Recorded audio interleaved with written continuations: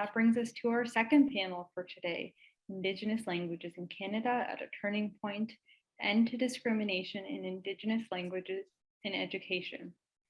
This panel will argue that the Indigenous Languages Act has to be amended to incorporate the principles of the UNDRIP Bill, an urgent priority given the fact that many elder speakers and teachers are passing on. Their vast knowledge and priceless wisdom, coded in their languages, needs to be transmitted to youth as fully as possible, knowing the beneficial effect this intergenerational transmission of language and knowledge has on youth.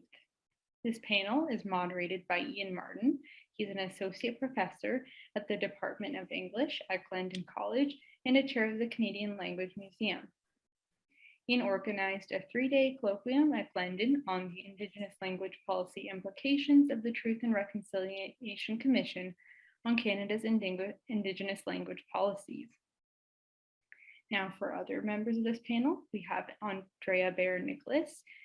She's Mullaseet from Nequatuk, Tobique First Nation, New Brunswick, and is a professor emeritus at St. Thomas University. She spent her career as the chair of Native Studies at the university and also established a Native language immersion teacher training program and an adult immersion program in Mullaseet.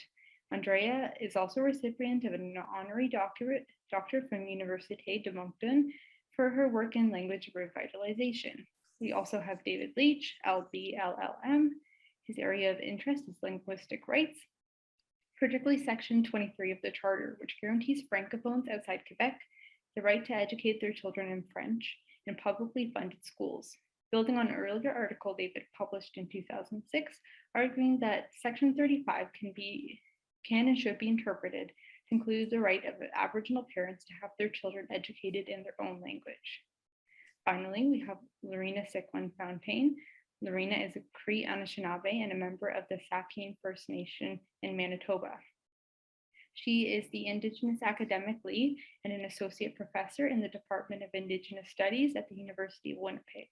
Her PhD research is on Aboriginal language rights in Canada and was produced in a CBC documentary entitled Undoing Linguicide, which was awarded the 2017 RT-DNA Adrienne Clarkson Award. Her most recent publication, Our Languages Are Sacred, Indigenous Rights in Canada, is contained in a collection of essays that reflects the recommendations of Indigenous legal scholars and policy leaders on how Canada can braid together a new legal framework. Thank you and welcome to our panelists, and I'll pass it over to Ian.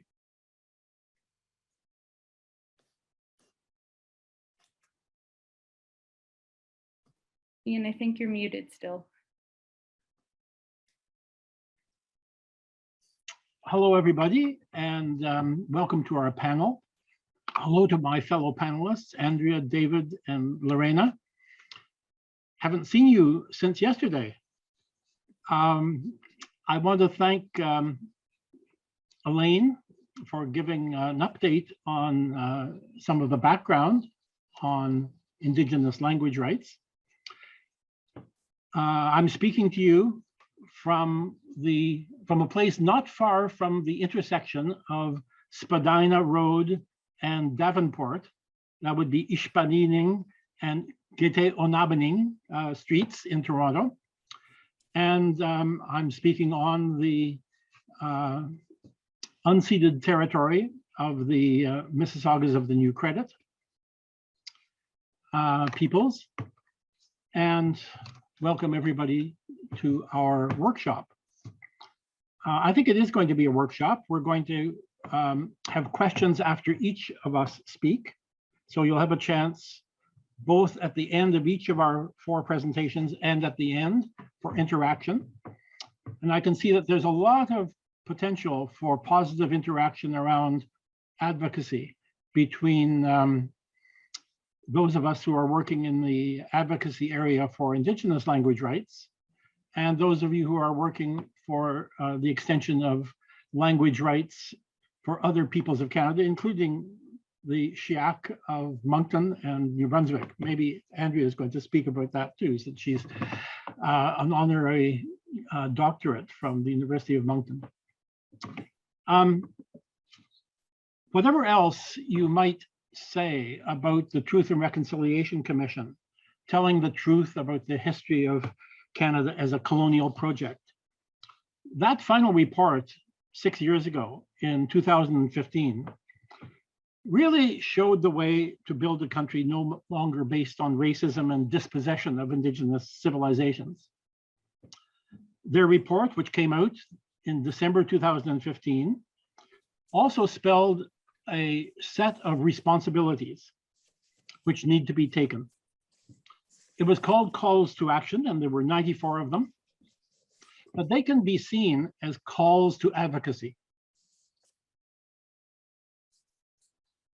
The Chief Commissioner, Murray Sinclair, proposed that what people need to do is read the damn report, look at the calls, pick one or ones which you want to take responsibility for, and then advocate for action to effect deep structural change to bring Canada to a new decolonial state of affairs, using the report as inspiration for action.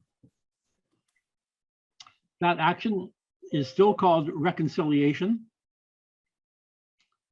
although many call it reconciliation. But we also are aware that in the 6 years since the report was tabled, only 13 of the 94 calls to action have received due attention. So we have a long, long way to go. And I think that the calls that are referred to as the calls on language, which the Yellowhead Center at, I guess, the university, which in the future will no longer be called Ryerson University, has reported on. Even the calls on language, which Ryerson has said, yes, they have been addressed by legislation. Our panel is going to say they haven't been addressed, and we want to argue that there is a way forward, and we encourage dialogue with our fellow language advocates to see how we can do this together. My other three panelists, Lorena, David, and Andrea, didn't need the Truth and Reconciliation report to become activists on Indigenous language. They've been doing it for 2 decades or longer. My role, I was so delighted that they allowed me to join their language defenders group. My role at Glendon College was, and Glendon College, I must say, is a bilingual English-French college of York University. And for 50 years, Glendon has been working on language rights for Francophones and Anglophones. So we've been working on official language rights. But the Truth and Reconciliation report and our response to it brought up the comparison between language rights for official language speakers and how much more solid and defined and satisfactory are the rights available to our official language speakers, particularly in minority settings, to those which are available to Indigenous language speakers. And we're going to talk more about this in our panel. So maybe I could call up my my PowerPoint and touch on a few points in the time I have available. Is that going to be Paulden or someone? Or maybe I just share my screen. Maybe that's what I do. Yes, Ian, you can share your screen. All right, is that satisfactory? Yes, at the bottom you will see the prompt.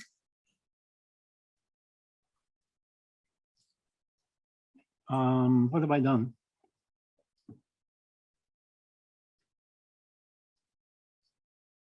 Can people see that? Not yet. No. Well, maybe we don't need a PowerPoint, in fact. I can do without a PowerPoint.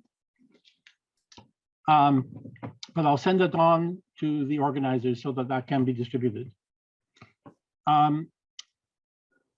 what I wanted to say is, again, something from the Truth and Reconciliation Commission, and that is that there is no reconciliation without linguistic reconciliation, nor truth about Canada's colonial history without the history of linguicide.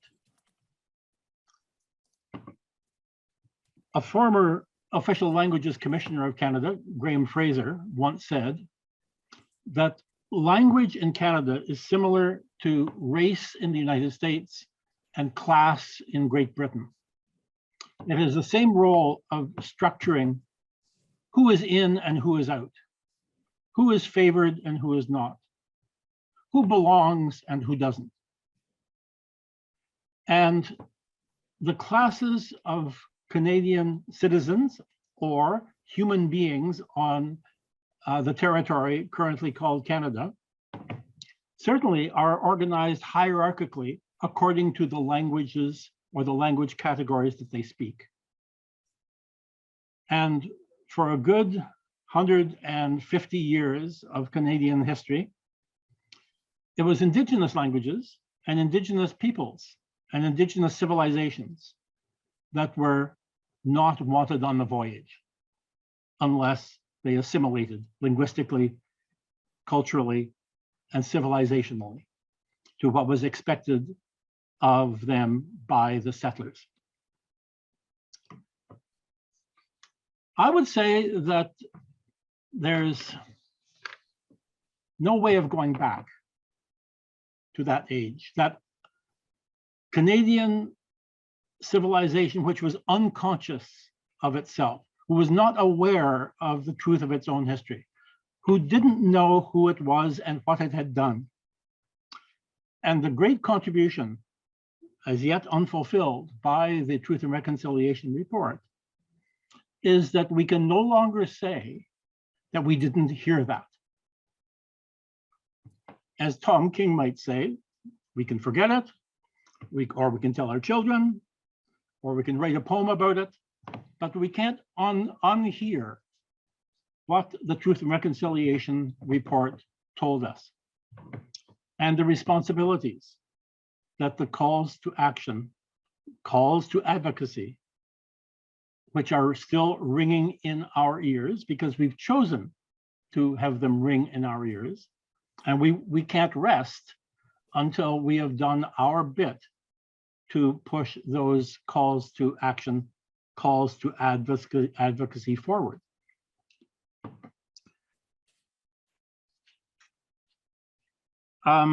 It's important, as you can see from this panel, we are two settlers. I'm a settler of Anglophone background in a public university, not in an Indigenous post-secondary institution.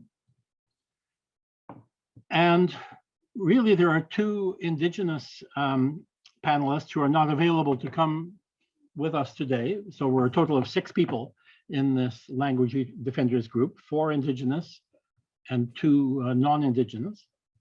And the 2 members who are not available are Amos Key from Six Nations, Amos Key Jr., a very famous Amos language advocate, and Tim Thompson from Wakta, who has been working for decades in Indigenous language education and education rights. And walking the decolonial path that we're trying to do involves making certain moves. One move, I think, that comes up from what I heard this morning is that we're trying to move from practitioners with their local experience in meeting problems and their grassroots understanding of what is needed to networks of practitioners who are beginning to compare notes and see, my God, it's the same over there, and that's the same there, and well, it's a little bit different here, but we have, in other words, they're bringing together common issues, common problems, common solutions, even common best practices. And then once that happens, in the third stage, they form into a group as language advocates did last year, and we were present actually last year as well, all 6 of us, in fact. And at the level of an organization that links the practitioners and the aware practitioners across the country together, then they move to a stage of taking action in which the advocacy, as is the advocacy that we're going to describe to you, tries to get at the root of the problem. And the root of the problem, as you have so well identified in the morning, is the question of linguistic justice as expressed in language rights. We are a language rights committed group. And this involves making certain moves. From being totally unaware of the colonial nature of Canada to beginning to be aware. Aware, from being aware but personally disconnected, to aware and beginning to be personally connected to the problem. Like, yes, it's about Indigenous people, it's about me too. Connected, but not taking responsibility, not hearing the call to action appropriate to you from the Truth and Reconciliation report, to feeling connected and responsible. But then if you're just a little practitioner, you may feel responsible, but you don't see yourself active. You're aware and responsible, but passive.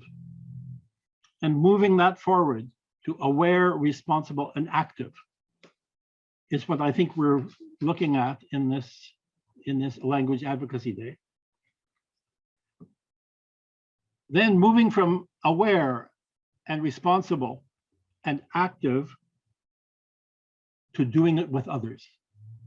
And that's where the language advocacy come in. And it may turn out that our group and LAD, the Language Advocacy Consortium of Canada, we may find common ground. We may find areas in which we don't collaborate.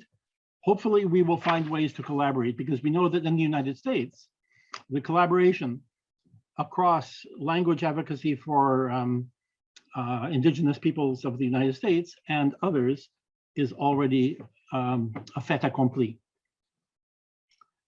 And then moving from local activism to engagement intersectionally, holistically, maybe nationally, certainly provincially, and maybe nationally.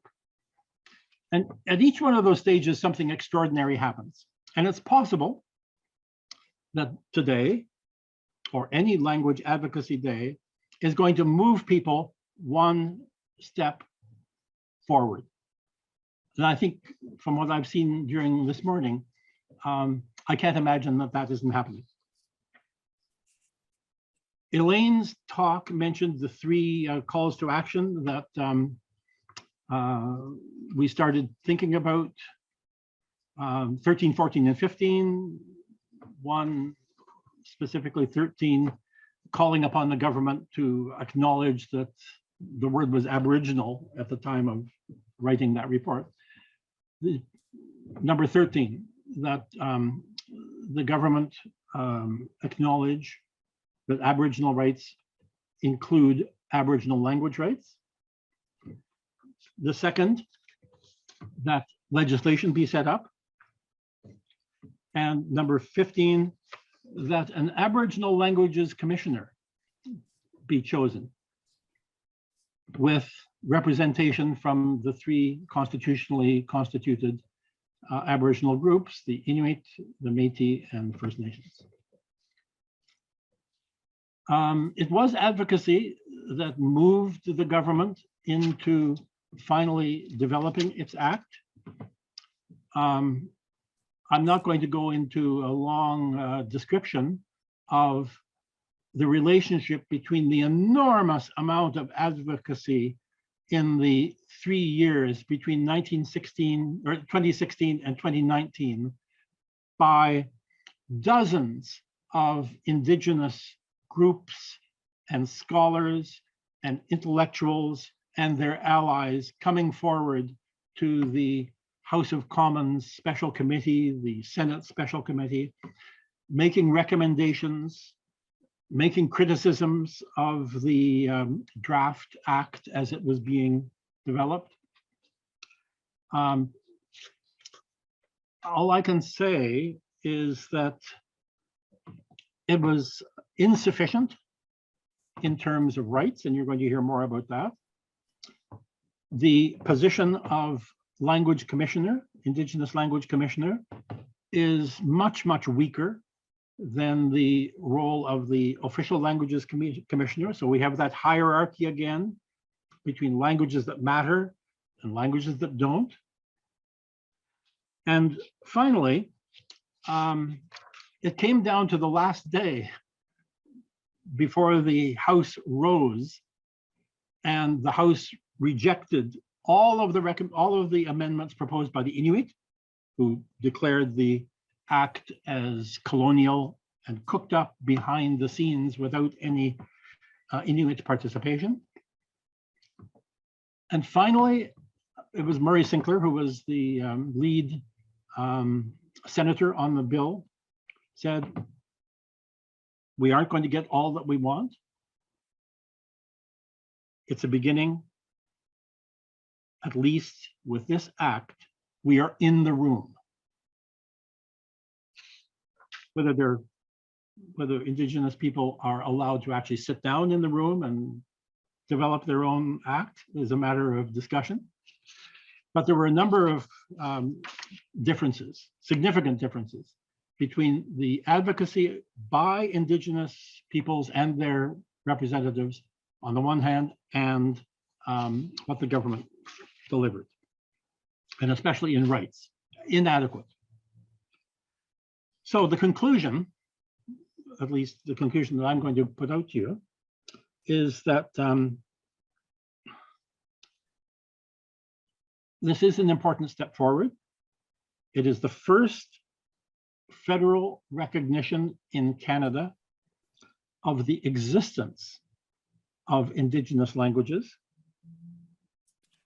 Many other countries in the hemisphere, Mexico, Colombia, Bolivia, United States, have recognized in federal legislation their Indigenous languages. Canada finally came late to the table, but it's there. There is legislation. C-91, the Indigenous Languages Act. And I think the awareness of language policy has never been greater than today.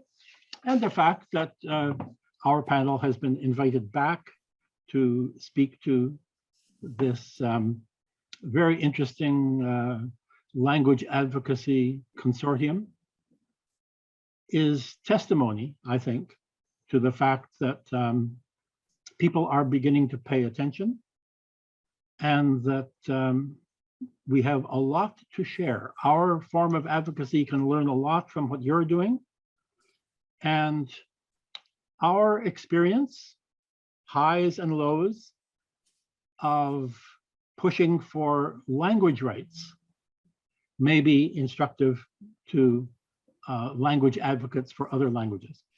I hope so. So that's what I have to say for my part on the panel. We, as the group of four, thought that it would be a good idea to have maybe 2 or 3 questions at the end of each panelist's presentation. So I will certainly take a couple of questions, and then we'll move on to David.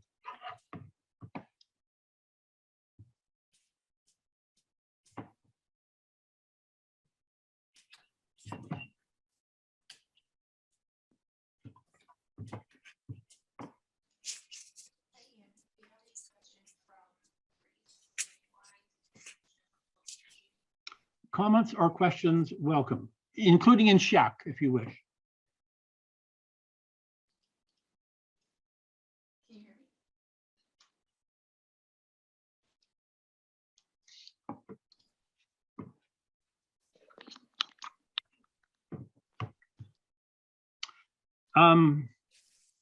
Maybe none. If there are none, then we'll pass it on to David. Oh, Craig has one. He is chatting to me. Yes, what is it, Craig?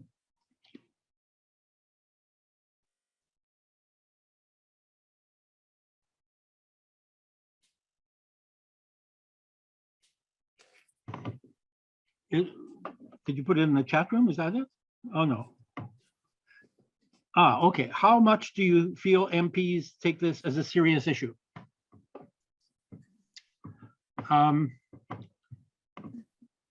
I think it's going to be David that's going to answer this in the best way, because different from last year, our advocacy has risen to the level that we are talking to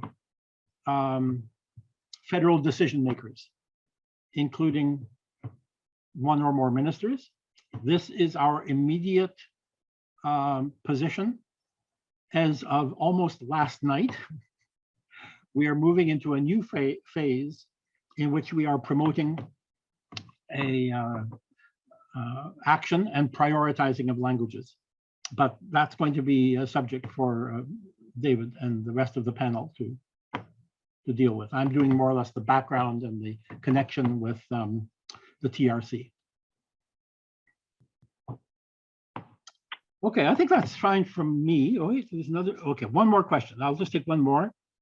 Oh, I see. Yeah. All right. I understand, Eliana. People are instructed to ask at the end of each and not after each segment. Very good. I'll pass it on then to David. Thank you very much.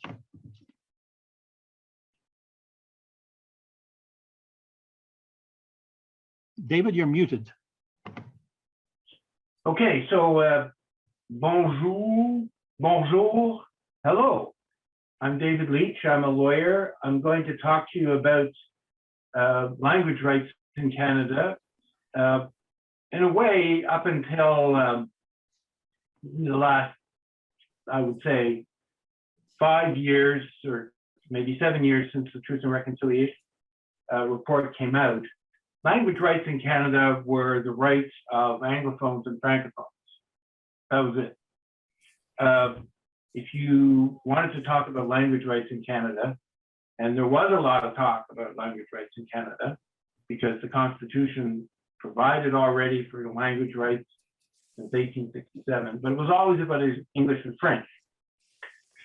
So those aren't English, those aren't Canadian languages. Let me start with that. Those are European languages.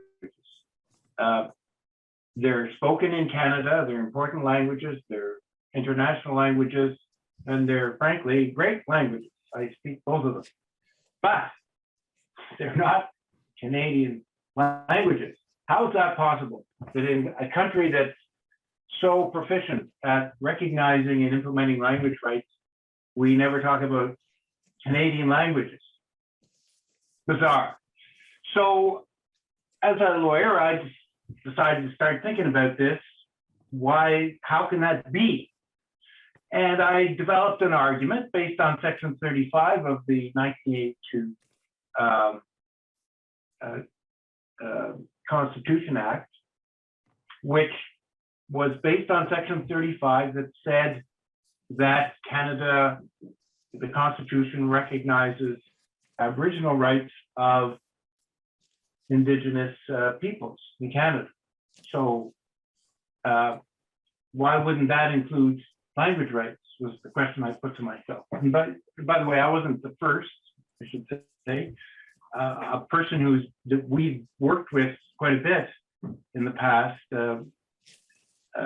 Andrea and Lorena and I, is Fernand de Varenne, who is now at the UN as a minority, as the Special Rapporteur for Minority Rights. He was the first to write an article that speculated about whether Section 35 would include language rights. And so I built on that argument because there was increasing case law in Canada that supported the existence and the nature of language rights, but again, always talking about French or English. So I just borrowed that logic and applied it to Aboriginal languages or Indigenous languages. And there it was as plain as day, because the Supreme Court of Canada had said that Aboriginal rights include practices, customs, and traditions which are integral to the Indigenous peoples of Canada. Well, of course, that would include language. I mean, it's just inconceivable. You can't have civilization, you can't have society without language. So it seemed to me the obvious way to proceed from an advocacy point of view was to bring a case based on Section 35. And so as a lawyer, I started looking around for clients, and there was significant interest because there were already in Canada Indigenous immersion language schools. I met Andrea Bear Nicholas, one of the most important people in my life ever since. And she had organized a conference of immersion teachers in New Brunswick in 2005. And I met her and met a bunch of other immersion teachers. And it seemed like all we had to do was find a First Nation that would be my client, and we'd go to court and we'd win. Well, it turned out to be a good deal more complicated than that, partly because lawsuits are very expensive, take a long time, and as Francophones who have language rights will tell you, and they exercise them regularly, you don't know whether you're going to win or lose, but the truth is, most of the time they did win. But that's because they had very clearly defined rights. I was making an argument based on Section 35, which wasn't going to be laid out in black and white that Indigenous children have the right to be educated in their own language. That's not what Section 35 says, but the definition of Aboriginal rights given by the Supreme Court clearly covered it. We never ended up, unfortunately, bringing a case based on Section 35. It just was very difficult to find a First Nation that was willing to commit to the kind of time and money that it would take to make that kind of argument in court. But then we heard, I'm still working on this in 2015, that Truth and Reconciliation report says, well, no, but Section 35 does include language rights. Well, hey, now we've got the Truth and Reconciliation report saying it. Now certainly must now be the time for the government to enact Indigenous language rights, not to create Indigenous language rights, they're inherent rights, they were always there, but to recognize and implement them. So we were looking forward to, when Mr. Trudeau was elected, to legislation that would do that. What we got instead was Bill C-91, which does not recognize specific enforceable language rights.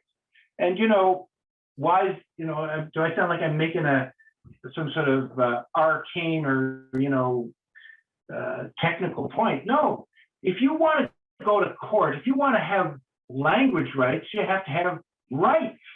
R-I-G-H-T, how do you spell it? Right.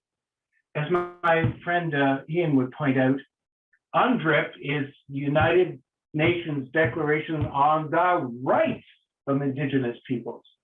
So if you look at that that piece of legislation, you'll see that it uses the language of the TRC, says Section 35 includes language rights, but it doesn't define them, and most importantly, doesn't make them enforceable. First Nation can't, or Inuit, Menuet, Métis people can't go to court because there's no right defined, and there's no way to enforce it, as there is for all the language rights that are given to Anglophones and Francophones in minority situations across Canada. So we were not happy with Bill C-91. And we decided, at least I was of the view, turns out that I had more optimism than I should have, that we could complain about this to the United Nations, because the United Nations Covenant on Political and Civil Rights talks about how all the states who are members of, who have signed that treaty, and Canada is definitely one of them since 1976, must provide enforceable rights that respect, that don't create discrimination, that aren't anti-discriminatory in effect. And what we basically argued in a complaint that we filed with the United Nations was that because the Bill C-91, that legislation it purports to recognize language rights, but doesn't, that creates discrimination as against the Francophones and Anglophones who do have enforceable language rights. That creates discrimination. We have two groups of people in Canada, Indigenous peoples and official language minorities, who have language rights, but one of them doesn't have defined enforceable rights. That's discrimination, so we argue. The complaint did not get very far. It was dismissed at the entry level by a very low-level bureaucrat at the UN in Geneva, whose name we didn't even get. So we were getting to be a little bit concerned about, you know, how are we going to proceed with this? But what was our advocacy vehicle going to be? Well, it turns out that although the Bill C-91 legislation was very weak and ineffectual, just before the election, the last election, the government passed the United Nations Declaration of the Rights of Indigenous Peoples Act.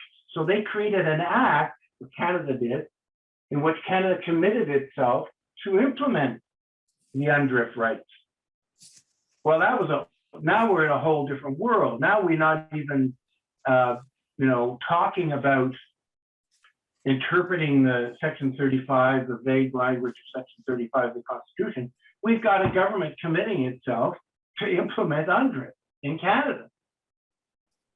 And so we started saying to, and are still saying, and will continue to say, and hopefully you will join us in saying, the Bill C-91 legislation is not consistent with UNDRIP because it doesn't provide any enforcement mechanisms. And by the way, the international law is very good at, you know, focusing in on the question of enforcement. And it's so easy, you know, for a government in Canada and probably every country to have a law and then just not enforce it. So the politicians pound their chest about how they passed the law, but they don't do anything to enforce it. The UN Treaty on Political and Civil Rights is very, very focused on the question of, well, yes, you have those rights, but do you have any enforcement mechanism? And so we're carrying on with the idea that now that the government has not only passed Bill 91, but has passed, more importantly, the UNDRIP legislation committing the government to implement UNDRIP, that in fact, that piece of legislation, Bill C-91, has to be amended now to be consistent with UNDRIP. And UNDRIP is as clear as spring water on this question of language rights. It talks about the rights of Indigenous peoples to educate their children in their own languages in schools that they control. It's just like black and white in UNDRIP. So if you've got a government saying they want to implement UNDRIP, then you've got a government that we would hope would want to amend their defective legislation to provide for implementation.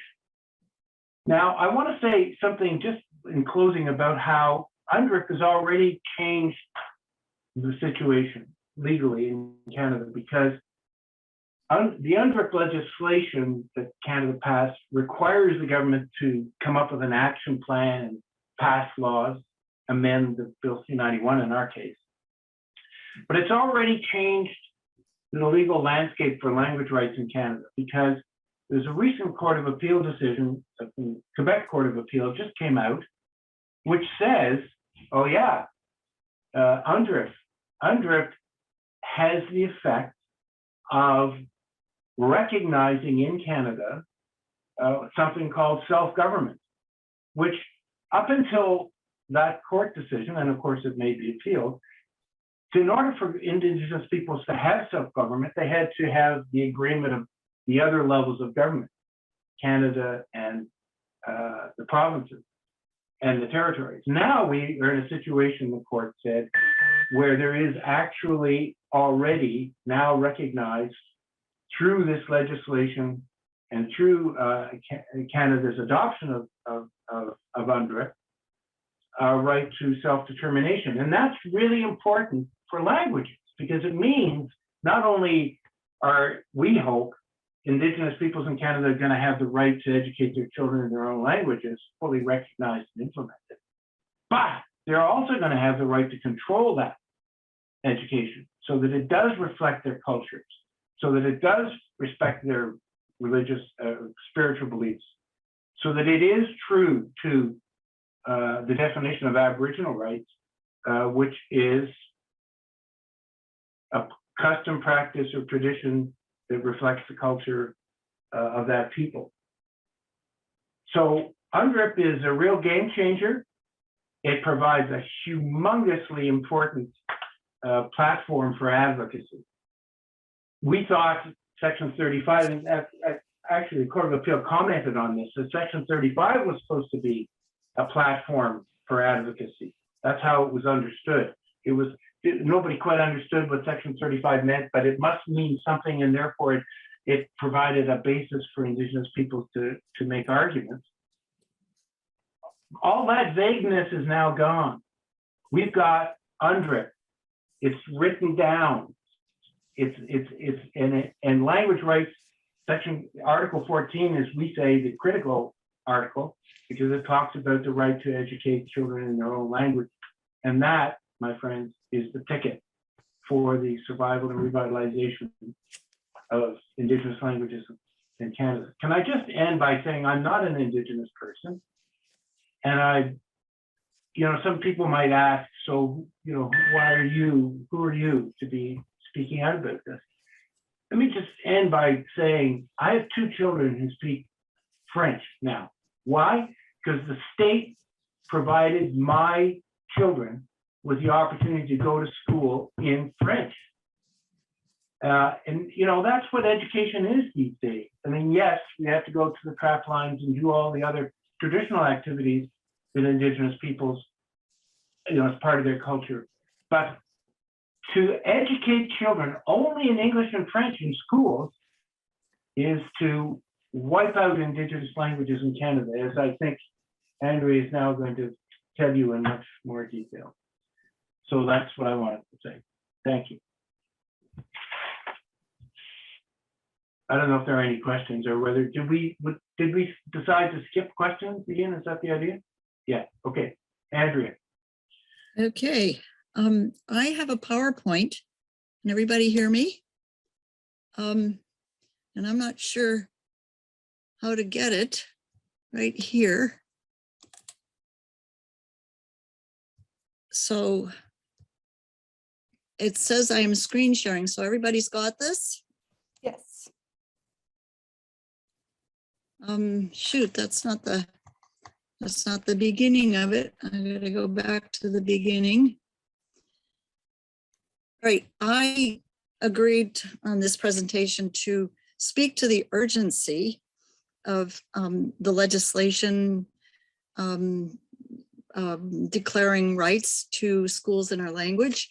And I wanted to speak also to a lack of awareness about different aspects of this urgency. So I wanted to just run through the dismal state of our languages in Canada and how quickly they have been declining. Now, I won't read everything, but you can see from the mid 1800s to 1941, there was still 90% of Indigenous people still claiming their mother tongue as their first language. 50% dropped from 41 to 91. And then from 91 to 96, almost another 50% decline. From 2006 to 11, a decline of nearly 50%, actually from 1996 to 2011. This is general for Indigenous people in Canada. The statistics are a little bit better for registered Indians. However, we are still speaking about, well, 15 years ago, 32%, 1 out of 3 registered Indians were the only ones who could still claim their mother tongue as their language. All right, so the statistics are dismal. We have in the present, only 6 out of an estimated 63 languages in Canada have fewer than 50 speakers. And this was, I collected this a few years ago. Only 3 of the 63 are expected to survive this century: Inuktitut, Cree, and Ojibwe. I'm reading off my paper because part of my screen is cut off.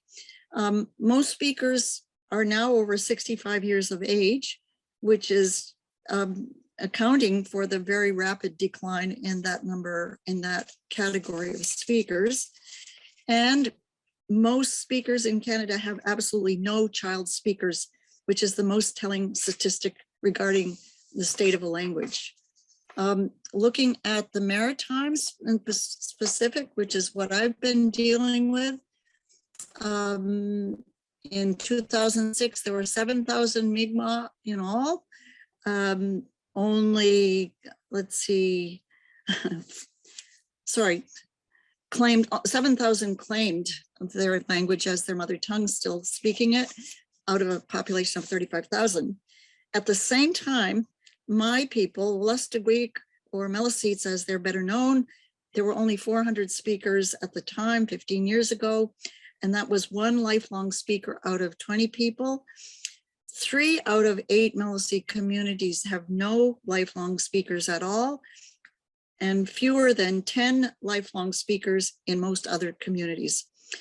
One generous estimate claims that there were about 60 lifelong speakers left in 2010, with less than 1 out of every 100 at that time. In the last decade alone, our language has dropped 2 categories, from definitely endangered to severely endangered, and then to critically endangered as defined by UNESCO. So for Meliseet, our language, the next category will be extinct in the next decade or so, unless something drastically different is done soon. Okay, I have listed 4 rationales for immersion, that is for schools in our language. The first one is the language survival rationale. One of the most promising methods, as this quote has it, of language revitalization is through the inclusion of the Aboriginal language as a language of instruction in schools. In the case of a threatened language, teaching young students in this language has been shown to be an effective method of producing more language speakers. Canada will declare its interest in preserving our languages, but does not pay any attention to this reality. Indeed, most linguistic revitalization experts say that no language will survive without schools conducted in the language. So it is time, long past time, to realize that we have lost more speakers in our language than ever before in the last 3 or 4 decades, in spite of the fact that we have been busy teaching our language in school during the same 3 or 4 decades. So it is time to realize that these classes have completely failed, either to keep our children fluent or to create new speakers, no matter how good the teachers have been, and they have mostly been our very best speakers. So the problem is that our children are being submersed in English 9/10 of every day, if not more, and that they are thus not required to function, to think, speak, or function in our language as they would be required in immersion. So how immersion, what's happening to our kids is they're being submersed in a dominant language. And this is the research that most linguistic revitalization experts are aware of and are dealing with and are writing about, screaming about, and yet nobody in Canada seems to be paying any attention. But in schools conducted in a dominant language for Indigenous people, it is the physical separation of children from the proficient adult speakers that effectively denies those children the opportunity to become proficient in their mother tongue. And the consequences of reduced proficiency in mother tongue is that speakers are less likely to use their language and to transfer it to the next generation. And over many generations, the languages become underdeveloped precisely because they're not used in school. And for our language, we have had schooling on reserve, day schooling on reserve. Very few of our people have been sent to residential school. We've had day schools on our reserve since the 1880s. So that's what, 6-7 generations. The consequences of submersion in English are that speakers subjected to this form of education eventually come to believe that their language has less value than the dominant language, and they begin to use it in fewer and fewer contexts. And this is precisely what is happening to our language. On to the next one. So there's an educational rationale as well. The research has shown that wherever Indigenous children or minority language speakers are allowed or invited or able to attend school in their own language, they do better in school. And this is pretty well contrary to what our people have been made to believe, what most of the general public tends to believe. And yet the research is unequivocal about these benefits. The other benefit of immersion that children do better, oops, what happened here? That children do better, I think I've lost, I did skip over, okay, that children do better in school through immersion. You would think that with all the hand-wringing going on in Canada about Indigenous education, the fact that 50% of our children are still pretty much being pushed out of school, you would think that there would be more attention paid to the research around schooling in mother tongue or ancestral language. So there is that huge gap that everybody's wringing their hands about, but nobody, they're just providing more English language, more tutoring, more special education to our kids than realizing that if we had schools in our language, we might be producing better results. In fact, educational benefits of immersion, a study done in Eskasoni, which is a community that took training through my university for immersion teacher training, and eventually started their own immersion school. They found that those children speak their English as well as anybody who's been through a monolingual education in English, and they speak their language fluently. So again, another benefit for those in Canada saying we need to do something about Indigenous languages. There are other educational benefits. Students achieve at higher levels in reading and math. I mean, there's been study after study, and research has shown that for some time, bilingual children typically develop certain types of cognitive flexibility and metalinguistic awareness earlier and better than their monolingual peers. I'm sure that any of the linguists in the audience today know these things, but I still feel they need to be put out there regularly, because there seems to be no tying the loose ends together. The rights rationale, David has just spoken about, but it's interesting to note that Canada is a party to 6 international human rights instruments that all declare, to some extent, rights, linguistic rights for Indigenous people or for all people. Okay. I like this quote from Stephen Kakwe, the former president of the Northwest Territories, that no human being would allow anyone to suggest that they are worthless, that they have no right to exist in continuity of themselves in the future, no values worth passing on to others in the future. No people would knowingly give away their right to educate their children to someone else of whom they have no understanding, except where people have been led to believe they do not have such rights. And it is a fact that our children in our schools, in my community and elsewhere, are not educated about their linguistic rights. And the reason that the government has gotten away with doing it is that even the government does not realize, or even if they do realize, they don't want us to know.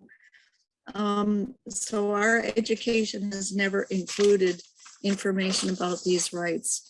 So I think I think the last point that I wanted to make is the damage caused by the imposition of English. And this is really the elephant in the room. Nobody wants to admit that schools conducted in English or French for Indigenous people are the cause of the problem. I've noticed some of the recent literature coming out of, the decade on Indigenous languages and a few of the other celebrations that are coming out about Indigenous languages. All of them continue to only blame residential schools, when in fact, our children are continually being exposed to pressure to learn English, to be able to function entirely in English, and they are intentionally alienated from their own languages and cultures. And the reality is that it is the languages that contain the culture.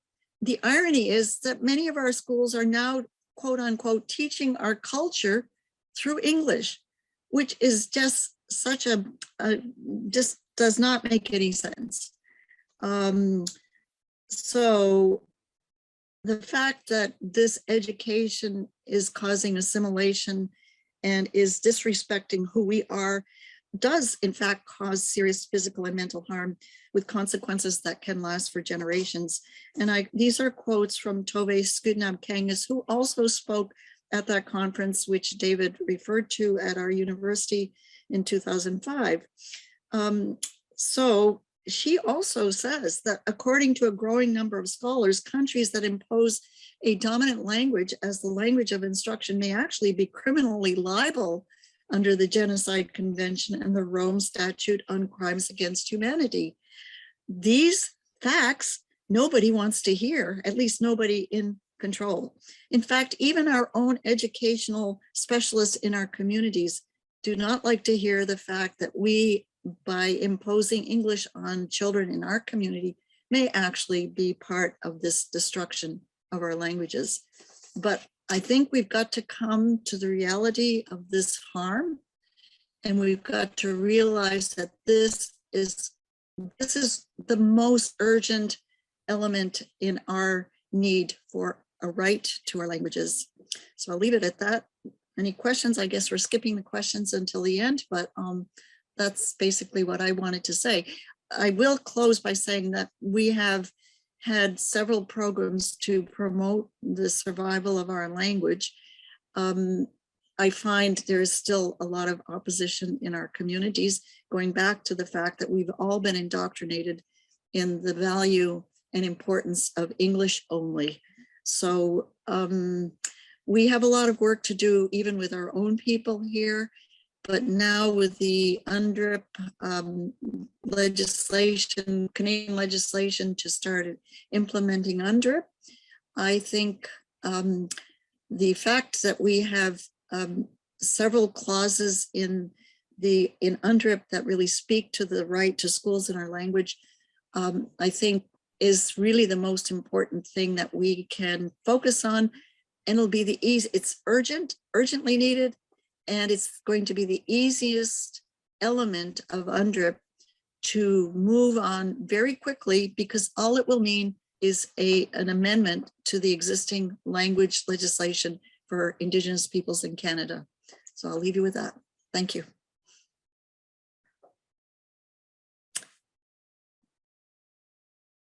I guess it's time for Lorena. Yeah, I think the presentation is still on the screen. Yeah. Yeah, okay, how do I get it off? I think you can stop sharing your screen. Oh, okay, let me see if I can go back to that. Oh, new share, okay, does that take it off? No. I can't seem to, I can help with it. 1 second. There we go. Okay. So I'm just going to talk briefly about a personal journey that I've been on with this horrific history.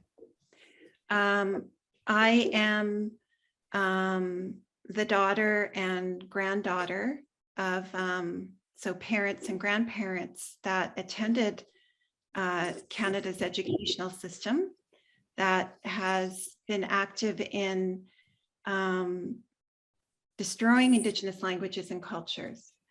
My ancestral languages are two of the three languages that are expected to survive. So on my mother's side, we speak Cree, and on my father's side, we speak Ojibwe. I can tell you when I went away to grad school, which was 20 years ago, I left for 10 years.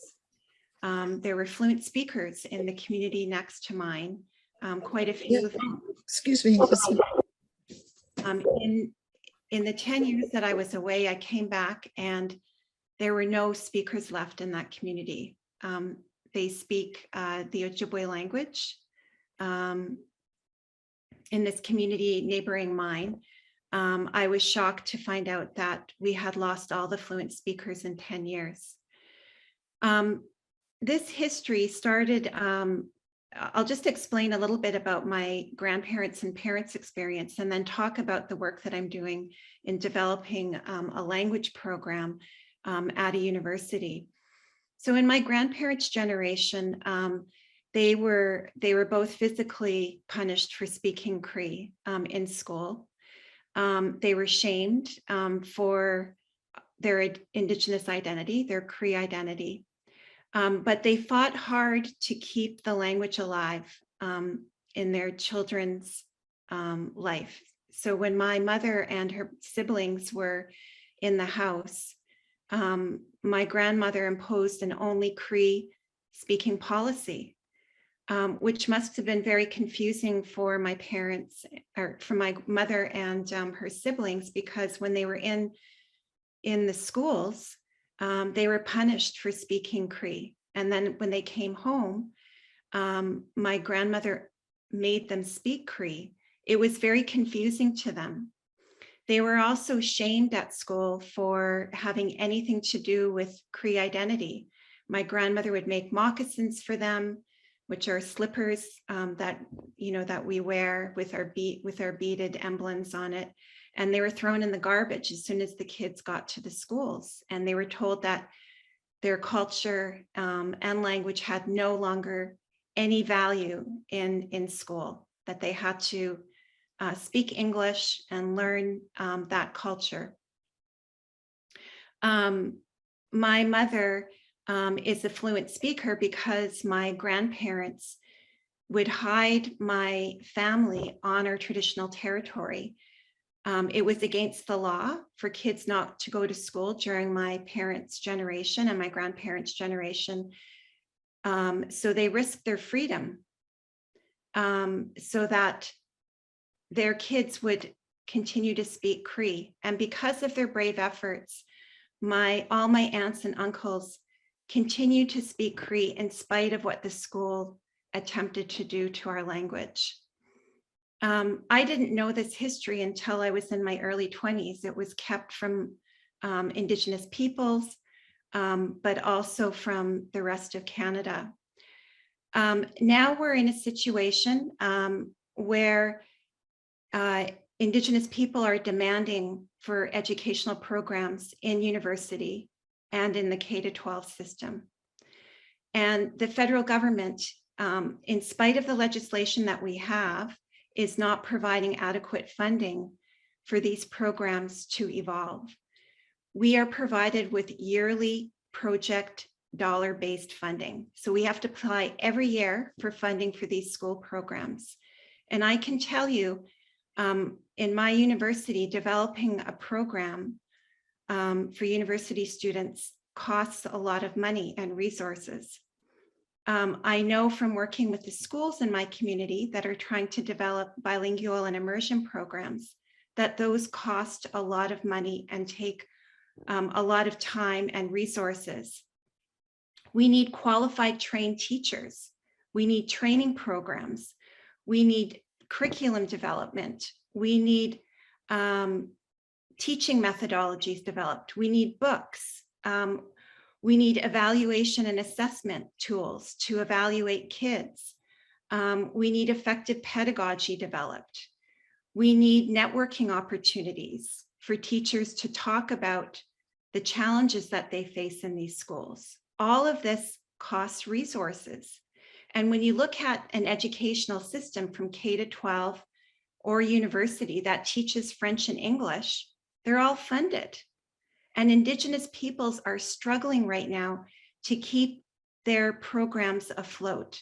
The majority of our teachers are 65 years of age and older. They should be retired and mentoring young people that are trying to gain their language.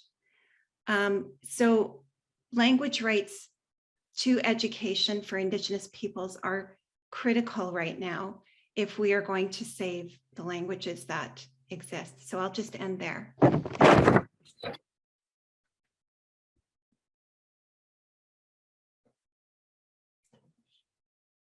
And I know we got it. I think we only have a few minutes left for any questions or comments that people have. That's right. So questions are encouraged. We just have a few minutes, about 5.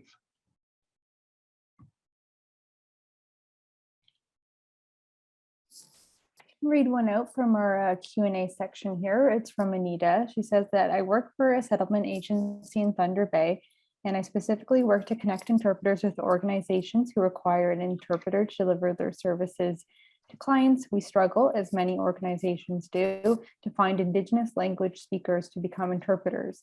What can regional or local organizations, as well as private individuals, do to help increase access to Indigenous language and education?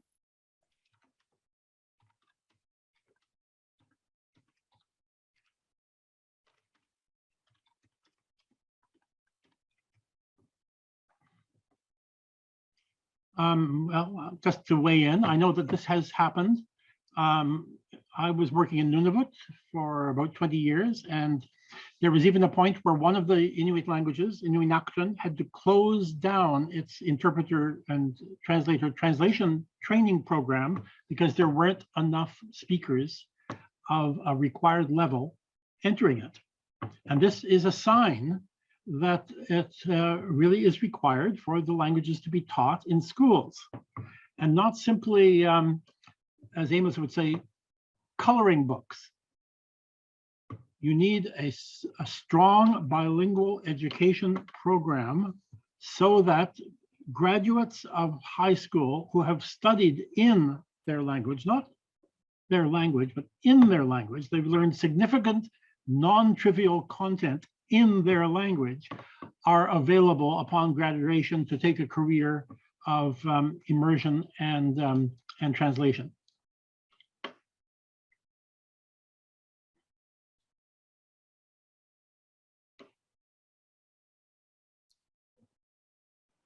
There's another question from Grace Chan, which is an interesting question about whether is the focus of your advocacy on the legislative front on the major or all Indigenous languages? Is it on national level or varies depending on regional differences? I think it's important to answer that question because some people would say, for example, the Inuit have a particular situation where the language is stronger. Nuktutuk is stronger in Nunavut, and then we've heard also that than Indigenous languages are elsewhere in Canada. Or you might hear that some languages are likely to survive and others not. To me, as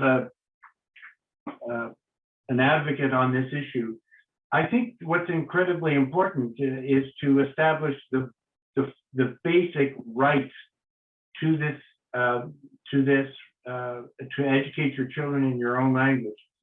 That right should exist for all Indigenous languages, not for just the strong, not for just the ones for whom it's easier perhaps to do because the kids arrive at the school already speaking the language to some extent.